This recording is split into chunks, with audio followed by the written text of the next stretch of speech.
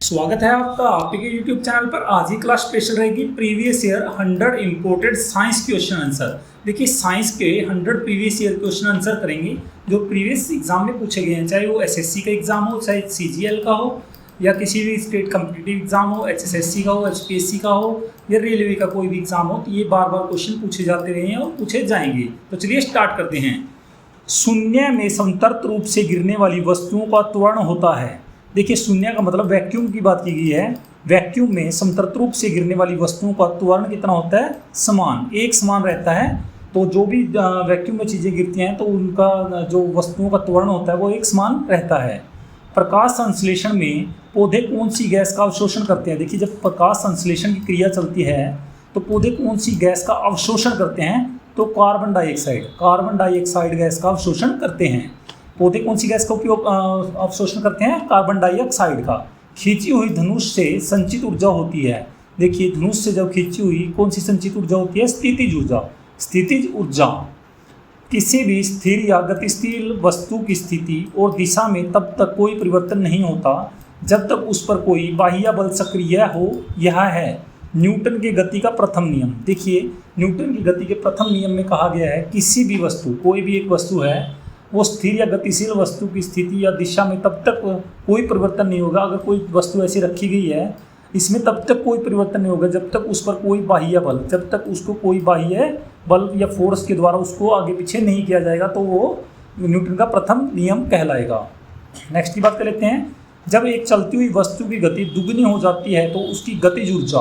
देखिए कोई चलती हुई वस्तु एक समान चाल में मान लीजिए 100 से चल रही है, तब उसकी गति 200 हो गई, मतलब 2 गुना हो गई, तो उसकी गतिज ऊर्जा की बात की गई है तो गतिज ऊर्जा 4 गुना बढ़ जाएगी। गतिज ऊर्जा कितनी हो जाएगी? 4 गुना बढ़ जाएगी। विद्युत मात्रा की इकाई है। विद्युत मात्रा की इकाई क्या है? कूलम्ब। विद्युत मात्रा की इकाई क्या है? कूलम्ब। 1 किलोग्राम राशि का वजन है। 1 किलोग्राम राशि का वजन है 9.8 न्यूटन। 1 किलोग्राम राशि का वजन कितना है? 9.8 न्यूटन। एक्सरे के शोधक थे। एक्सरे के शोधक कौन थे? रोंटेजन। नाड़ी गति द्वारा डॉक्टर ज्ञात करता है। देखिए जब भी आप डॉक्टर के पास जाते हैं तो वो आपका हाथ पकड़कर नाड़ी की गति से क्या पता लगाता है? हृदय की धड़कन, आपके हृदय की धड़कन का पता लगाता है। हम 1 मिनट में 10 बार सांस लेते हैं। 1 मिनट में मतलब 60 सेकंड में इंसान कितनी बार सांस लेता है? 16 से 18 बार। 16 से 18 बार 1 मिनट में सांस लिया जाता है। नाड़ी स्पंदन मात्रा मापक कौन सा है? नाड़ी स्पंदन मात्रा का मापक कौन सा है? गति, मतलब कितनी गति से पर मिनट चल रही है। एक्स किरणों पार नहीं कर सकती। एक्स किरणें क्या पार नहीं कर सकती? अस्थि को। एक्स किरणें किसको पार नहीं कर सकती? अस्थि को। हवा में ध्वनि का वेग। हवा में ध्वनि का वेग की बात की गई है 332 मीटर सेकंड। 332 metre second. एक मैकेनिक एक पित्तल के प्लग को एक स्टील की प्लेट, देखिए एक स्टील की प्लेट है और एक पित्तल का प्लग है, ठीक है। पित्तल के प्लग को एक स्टील की प्लेट जिसके मध्य एक छेद है, तो ये उसके मध्य एक छेद है, में कसकर लगाना चाहता है। इसकी अच्छी पकड़ तब होगी जब पित्तल का प्लग ठंडी और स्टील की प्लेट गर्म की गई हो। देखिए पित्तल का प्लग तो ठंडा होना चाहिए और स्टील की प्लेट गर्म की हुई होनी चाहिए। ब्लीचिंग पाउडर का आणविक सूत्र है। ब्लीचिंग पाउडर का आणविक सूत्र क्या है? CaOClCl, ठीक है। ये ब्लीचिंग पाउडर का आणविक सूत्र है। कौन सा रंग दिए को अधिकतम दर्शनीयता देता है? कौन सा रंग देता है? पीला। कौन सा रंग दिए मतलब दिया जलाते हुए जो घर में को अधिकतम दर्शनीयता देता है? पीला रंग। माचिसों में किस रसायन का प्रयोग होता है? माचिस होते हैं जो उसमें जो माचिस की तिल्ली होती है उसके आगे का भाग जिसको हम जलाते हैं तो किस चीज़ का बना होता है? लाल फास्फोरस का। किसका बना होता है? लाल फास्फोरस का। विद्युत प्रतिरोध मापा जाता है। विद्युत प्रतिरोध किस में मापा जाता है? ओम में। विद्युत का प्रतिरोध ओम द्वारा मापा जाता है। क्लोरोफॉर्म बनाने के लिए उपयोग किया जाता है। देखिए आपको पता होना चाहिए क्लोरोफॉर्म किस लिए उपयोग की जाती है? बेहोश करने के लिए। क्या जब किसी इंसान को बेहोश करना होता है तो क्लोरोफॉर्म का उपयोग किया जाता है। तो इसको बनाने के लिए किसका उपयोग किया जाता है? इथिलीन। किसका उपयोग किया जाता है? इथिलीन का। चांदी का रासायनिक प्रतीक है। चांदी का रासायनिक प्रतीक क्या है? Ag।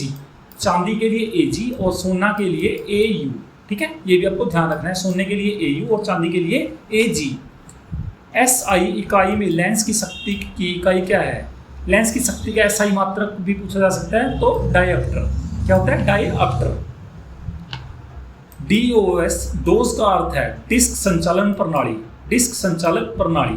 डोस का अर्थ क्या होता है? डिस्क ऑपरेटिंग सिस्टम भी बोल सकते हैं इसको, डिस्क संचालन प्रणाली, डिस्क ऑपरेटिंग सिस्टम, इंग्लिश में क्या कहेंगे? Disk operating system. ठीक है। पौधा स्थितिज ऊर्जा को गतिज ऊर्जा में परिवर्तित करता है श्वसन क्रिया द्वारा। पौधा स्थितिज ऊर्जा को गतिज ऊर्जा में कैसे परिवर्तित करता है? श्वसन क्रिया द्वारा। एक प्रकाश वर्ष बराबर है, एक प्रकाश वर्ष किसके बराबर है? 9.46 गुणा 10 की शक्ति 15 मीटर। देखिए 9.46 गुणा 10 की शक्ति 15 मीटर या 9.46 गुणा 102 किलोमीटर। ठीक है, ये भी आप ध्यान रख सकते हैं। मानव शरीर में क्रोमोसोम की संख्या होती है, मानव शरीर में क्रोमोसोम की संख्या कितनी होती है? 46 या 23 जोड़े। मानव शरीर में क्रोमोसोम की संख्या पूछी गई है तो या तो 23 जोड़े कह सकती हैं या 46। मैनोमीटर का उपयोग किया जाता है, मैनोमीटर का उपयोग दाब मापने के लिए, मैनोमीटर का उपयोग किस लिए किया जाता है? दाब मापने के लिए। हैलोजनों में सर्वाधिक प्रभावशाली ऑक्सीकरण करता है, हैलोजनों में सर्वाधिक प्रभावशाली ऑक्सीकरण करता है फ्लोरीन। क्या है? फ्लोरीन। जितनी ऊंची आवाज़ उतनी ही ऊंची होगी उसकी आवृत्ति, जितनी ऊंची आवाज़ होगी उसकी आवृत्ति भी उतनी ही ऊंची होगी, वो इक्वल रहती है। सबसे कम तरंग लंबाई वाली किरणें हैं, सबसे कम तरंग लंबाई वाली किरणें कौन सी होती है? गामा किरणें। गामा किरणों की तरंग लंबाई सबसे कम होती है। किसके इलाज में केमोथेरेपी, केमोथेरेपी का उपयोग किया जाता है? कैंसर। देखिए आपने सुना भी होगा कि कैंसर के पेशेंट को केमोथेरेपी दी जाती है, तो केमोथेरेपी का उपयोग कैंसर के पेशेंट के लिए यूज़ किया जाता है। हैलोजन जो कांच पर प्रहार करती है, हैलोजन जो कांच पर प्रहार करती है, ब्रोमीन, ब्रोमीन हैलोजन जो कांच पर प्रहार करती है। मानव नेत्र की दूरदृष्टि दोष को कहा जाता है हाइपरमेट्रोपिया, हाइपरमेट्रोपिया दूरदृष्टि दोष की बात की गई है। ठीक है, तो इसको कहा जाता है हाइपरमेट्रोपिया।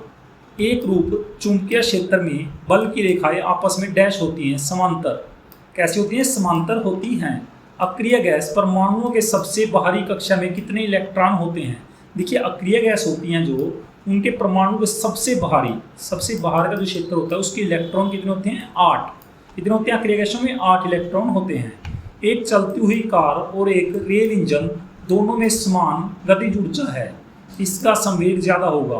देखिए एक चलती हुई कार है वो चल रही है और एक रेल इंजन, ठीक है, दोनों समान गतिज ऊर्जा है, जिनका संवेग किसका ज़्यादा होगा? तो रेल इंजन का संवेग ज़्यादा होगा। साधारण मशीन की क्षमता साधारणतः दर्शाई जाती है, साधारण मशीन की क्षमता साधारणतः दर्शाई जाती है किलोवाट में। किसमें दर्शाई जाती है? किलोवाट में। कौन सी बीमारी बैक्टीरिया के संक्रमण के कारण होती है? बैक्टीरिया के संक्रमण के कारण टिटनस। कौन सी होती है? टिटनस। रक्त समूह में कौन सा सर्वाग्राही है? देखिए सर्वाग्राही का मतलब होता है जो सभी हर एक ब्लड ग्रुप को ले सकता है, AB। ठीक है, AB ब्लड ग्रुप सर्वाग्राही होता है। ठीक है। मनुष्य के हृदय की सामान्य स्पंदन गति प्रति मिनट है। मनुष्य के हृदय की स्पंदन गति कितनी होती है? 72 बार, या एग्जैक्ट तो 72 बार दिया गया यहाँ पर, बट 60 से 80 बार। ठीक है, 60 से 80 बार। एग्जाम में ये भी दिया हो सकता है। किसकी कमी से व्यक्ति को घेंगा नामक रोग हो जाता है? घेंगा नामक रोग किसकी कमी के कारण होता है? आयोडीन।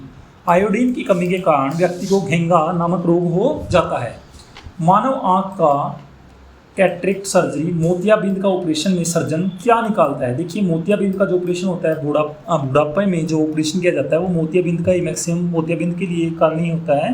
तो उसमें डॉक्टर क्या निकालता है? लेंस के ऊपर की अतिरिक्त पेशियाँ, जो लेंस होता है मानव नेत्र में, तो उसके ऊपर अतिरिक्त पेशियाँ आ जाती है, तो उसको क्लियर किया जाता है।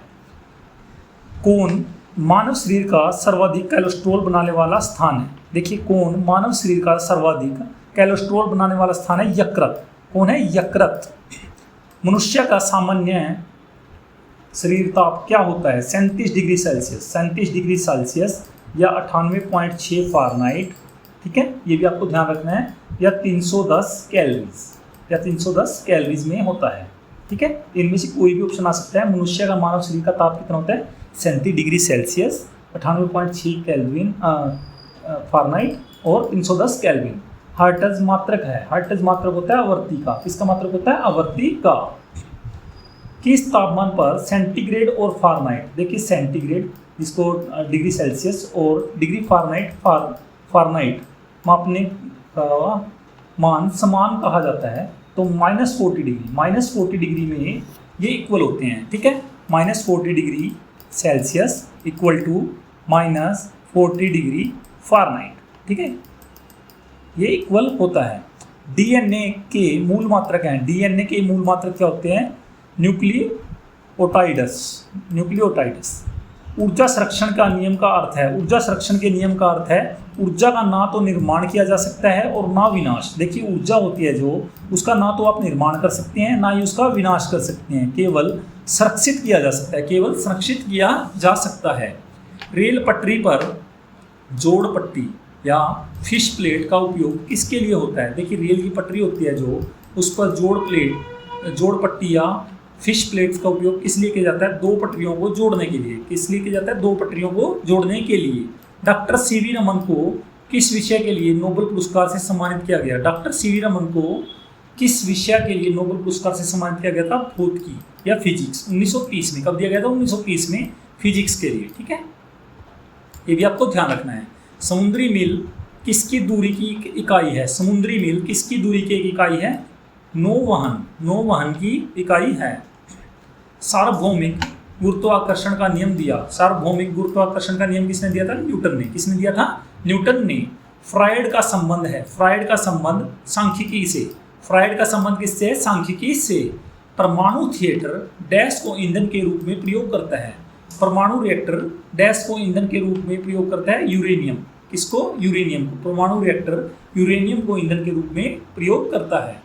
विद्युत चुंबकीय तरंग एक प्रकाश तरंग के वेग हैं बराबर। विद्युत चुंबकीय तरंग और प्रकाश तरंग का वेग हमेशा बराबर होता है।